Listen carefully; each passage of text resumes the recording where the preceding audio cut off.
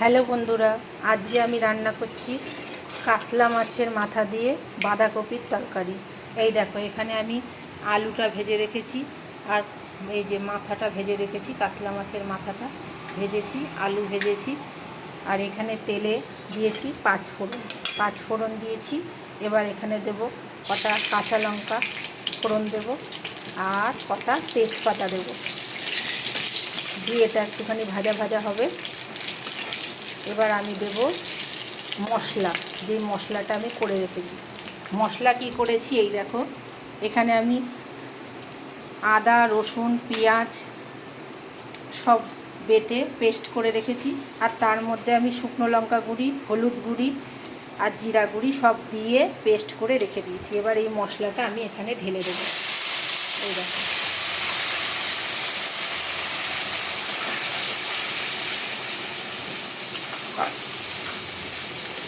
এবার মশলাটা ভাজা হবে, একটু ভাজা ভাজা হবে। তারপরে আমি এই যে বাঁধাকপি কেটে ধুয়ে রেখেছি, এই বাঁধাকপিগুলো দিয়ে দেবো।